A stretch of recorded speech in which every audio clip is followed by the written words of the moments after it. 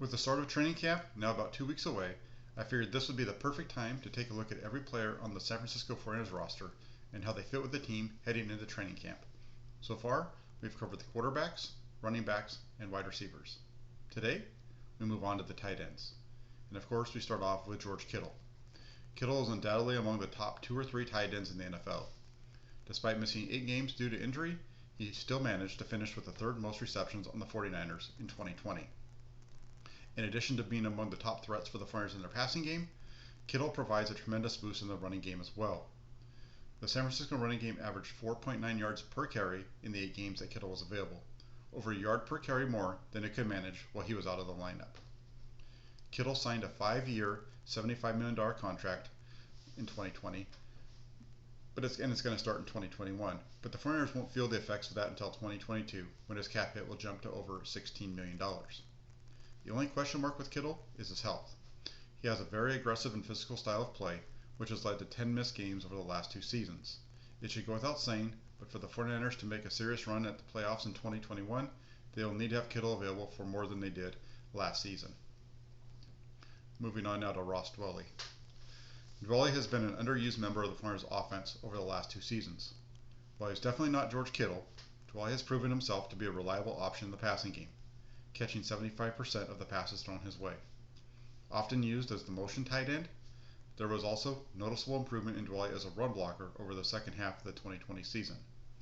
This is an area of the game that will need to continue to show improvement in 2021. Charlie Woerner. The 2020 6th-round selection out of Georgia started last season as the run-blocking tight end and struggled early on. As the season wore on, however, Woerner was moved into more of an H-back move tight end role and seemed to show a little bit of improvement there. During his time at Georgia, Woerner showed the type of versatility that Kyle Shanahan prefers in his offensive system, and he could see an expanded role in 2021. Now to the new guys. MyCole Pruitt. Pruitt was originally selected by the Minnesota Vikings in the 5th round of the 2015 draft, but bounced around the league. After being plucked off the Vikings practice squad by Chicago, Pruitt would also spend a season in Houston before landing with Tennessee in 2018.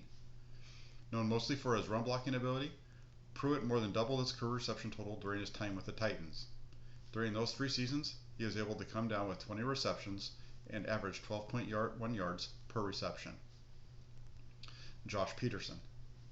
The 49ers signed the son of former Eagles head coach Doug Peterson as an undrafted free agent following the draft out of the University of Louisiana Monroe. After redshirting in 2016, Peterson worked his way into the offense in 2017. He departed ULM with 99 catches for 1,191 yards and 11 touchdowns. Peterson's best season came in 2019 when he finished with 43 catches for 567 yards and 9 touchdowns. As for the 2021 outlook, mentioned this earlier, but after missing 10 games over the last 2 seasons, George Kittle needs to stay healthy. His presence may be even more impactful in the running game than as a receiver, and the 49ers offense seems to be gearing up to be a little bit more run-heavy in 2021.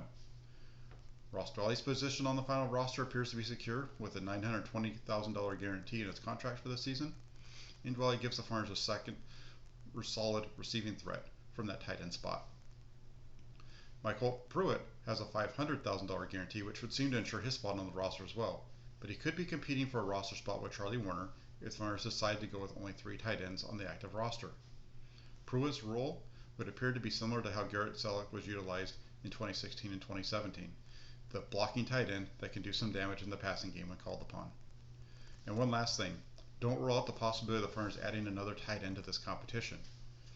Last offseason, the 49ers made a run at Austin Hooper during free agency, before then settling on Jordan Reed in early August once training camp was going on.